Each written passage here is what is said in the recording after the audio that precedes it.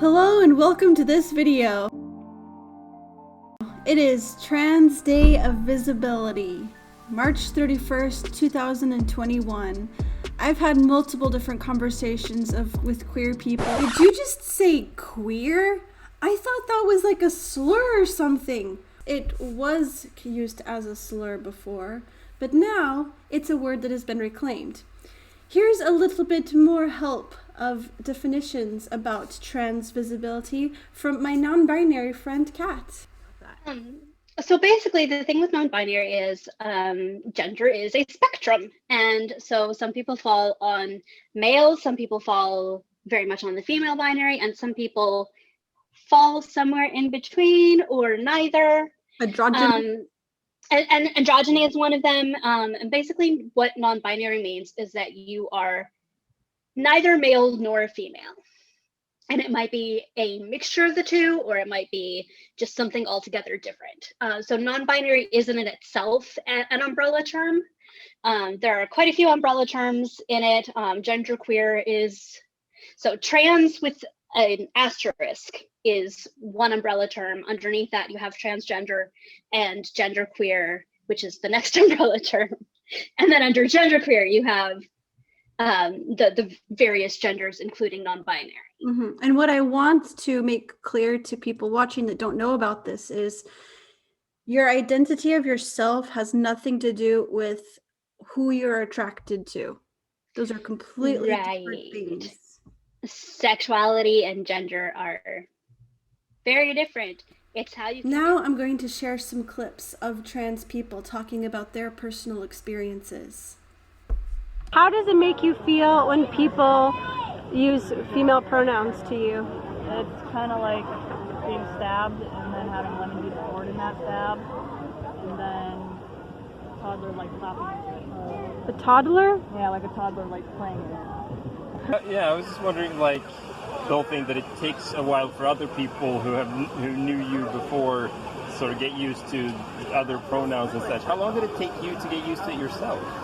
For me, it was like instant. I mean, it just clicked.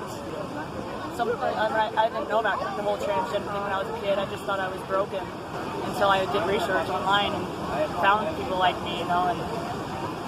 And to me, it just instantly clicked. Like I was always me. I've known I was queer since I was 16. And I think my spouse even earlier than that. When we got together, we were upfront about it.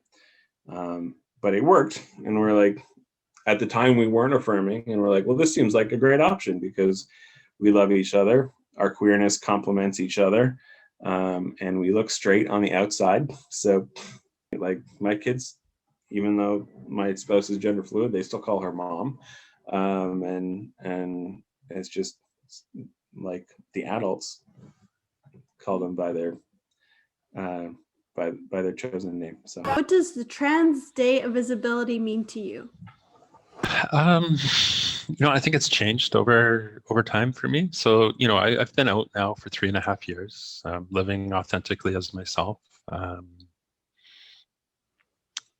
And, as I approach this one here at the end of March 2020, I think really I've come to a place where I'm not worried about people recognizing that I'm trans. Like I can't hide the fact that I'm trans. I get clocked. I open my mouth and people can tell that I'm trans. So I've come to a place of comfort with that, but I've also come to a place where that's beautiful, and I get to be myself in public, in society, professionally, corporately. I work for one of the largest insurance companies in Canada in a pretty high profile role. I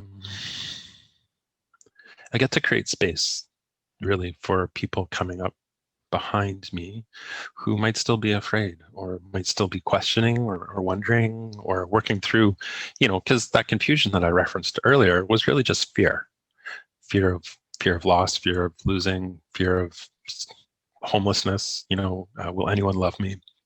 Mm-hmm. And so, I really try to show, being publicly visible on YouTube, trying to be a resource that I didn't feel I had as an older trans person, who was married, professional, religious, parent. And yeah, so trans day of visibility for me just means that I made it and so can you. And it's not easy, but it's worth it.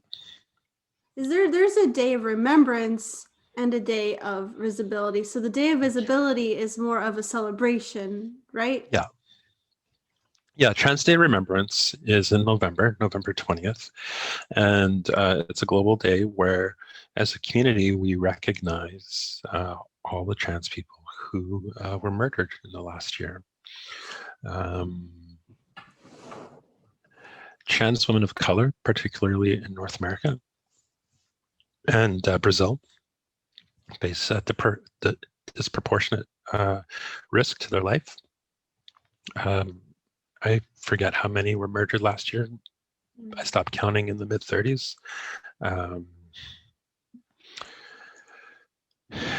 Yeah, it's harrowing is really the only word I can use to describe as we gather. So here in Vancouver, I live on the west coast of Canada, on the unceded coastal Salish territories that we call Vancouver today. Here in Vancouver, what we did was we had a small group downtown do a candlelight vigil in a plaza, and then they broadcast via internet to the rest of us who were gathered on video, and we read through the names of everyone. And that took almost 2 hours, Katie, to go through everyone's name who had been murdered. And usually we're together, and we can lean on each other. And it was really hard this year, just being by myself. And yeah, it hurt. Like it was really hard. A lot of people don't understand, like how marginalized we are. Now I'm going to share some snippets of bits of conversations just exploring this whole concept of gender and how it affects us. But then it's like, what is gender in the societal term, right? Big rabbit hole to go down. Yeah, right. Like places in the world where if you're a woman, of course you wear form-fitting clothes and 5 pounds of makeup because that's what women do, right? Like I made a video about it. I think I might have sent it to you about how every single time in a play when I ever walked with my hips shaking, I could only ever do it for fun or for a play. I could never walk with my hips swaying on purpose as myself. I remember talking with a friend about what even does gender mean, and I'll go on this periodically because what even does it mean? And even now, many years after having that initial conversation, I'm still going, what even does it mean? I know that for me, I struggle a lot because I present female. I am assumed to be in a straight relationship because I'm married to a guy. And so I do sometimes get a lot of, but that doesn't really count. And I'm but it doesn't change the fact that I'm queer. It doesn't change the fact that how you see me isn't necessarily how I am. Yeah, I have a transgender brother, and it took me a long time to, I felt like it was pretty easy to let go of female pronouns, but it took a lot more time than it should have, but to transitioning my brain into saying the male ones. But I can see how much pain the female pronouns inflict. And I think that a large part, I don't think I've known anybody that just outright gets upset when you misgender them. Where they get upset is if it's a continual thing, or particularly if it's a continual thing from a particular person. If you use it as a weapon, what does she think? Yeah, or if it's just I can't be bothered to adjust for you. Then yeah, that's a problem. But the issue isn't you use the wrong pronouns, it's that you're not respecting them and you're using the wrong pronouns to show that. The interesting thing is once I understood the science of gender, and the science of sex and gender, I was oh, this is very clearly the way people are created. And then like that was to me like very much, this is the way that we grandfather in, like from a philosophical perspective, the like homosexuality. Because if a person can be male presenting but have entirely female hormones and chromosomes, which is possible, like are they gay if they're straight, or straight if they're gay, right? Like like if they like women, like they're male presenting on the outside, but they like women, but they like their biology on the inside is entirely female, are they gay or straight, right? So I was like that's sort of how we're gonna like grandfather in the homosexuality issue. But I mean, even the more I studied scripture, the more I realized that's not necessary, and we can just believe people are who they say they are, and we can just take people as God created them, meaning like how they identify. Like God created your brother exactly the way he needed to be created, right? That's who God wanted him to be, and that's beautiful, and that's powerful. That is a really good segue into diving more into the whole transgenderism, gender spectrum, and faith. Because honestly, faith was a big reason why it took me so long to accept my brother. I was so afraid that I was going to be hurting God. I was so afraid I was going to be doing the wrong thing. I'm so glad that I've met people and heard stories and was able to grow beyond being afraid so much. Being so afraid of accepting people. You've got quite the story, and you've got so much knowledge. So I really love your thing on TikTok of the clobber verses that people use to try to use Christianity as a means of promoting homophobia, transphobia, phobia in general. Yeah. It's the verses used to condemn homosexuality, and then the entire LGBTQ community as a sort of an extension of that. God is non-binary. He's both. He's all. God is God and has no limitations. Exactly. It's not like God is a man who made a woman and is like, what do I do with this? They're so mysterious. I don't know why I gave them breasts. Yeah, what's that about? When you're told your whole life something is wrong and an abomination and disgusting, to deal with the residual phobias because of that. We are able to change. We are able to grow. We just need to be willing to listen. And I don't know if you're familiar with the term dead naming. What it means is to refuse to let go of the former identity of the trans person.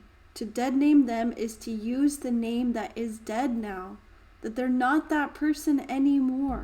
They are their true, authentic self, and to use the old pronouns and the old name is harmful. That's what that means.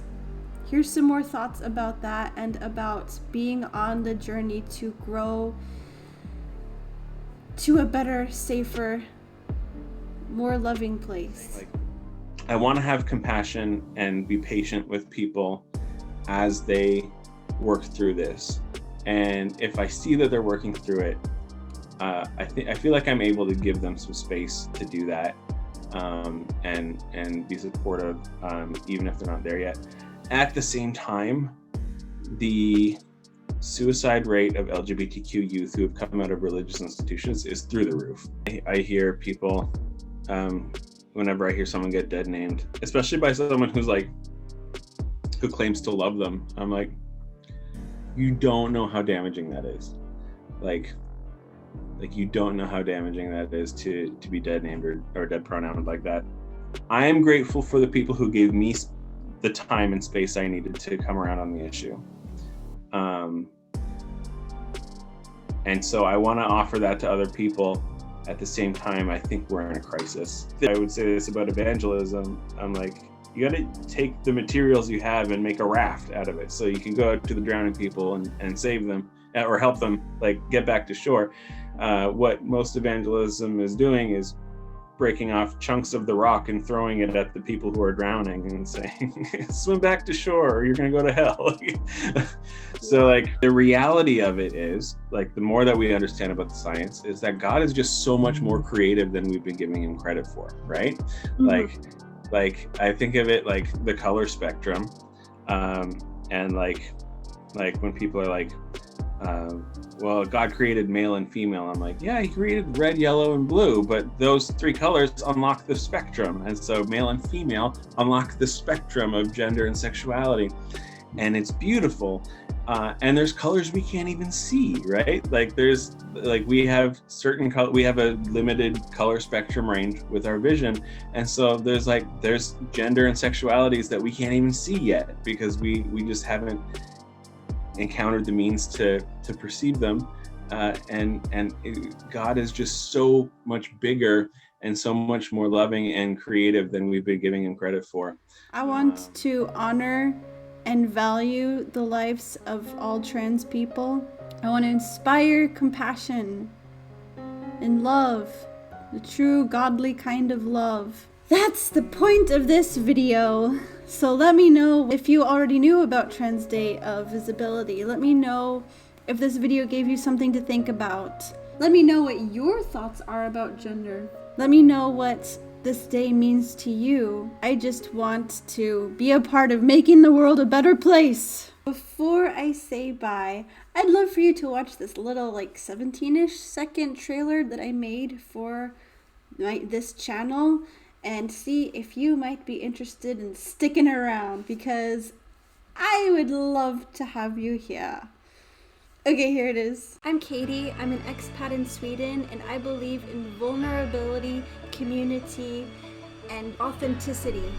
On this channel, I vlog, run, and have conversations. I hope you'll stick around. So now I shall give you hugs. Hugs!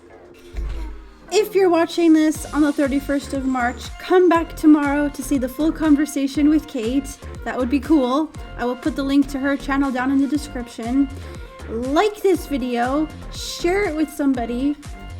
If you're not watching this on the 31st of March, that means that it's maybe the 1st or even the 2nd, in which case our full conversation is already up. So you should totally just go and watch that right now. Ba-dum, ba-dum, ba-dum. What am I doing? I don't know. Hugs!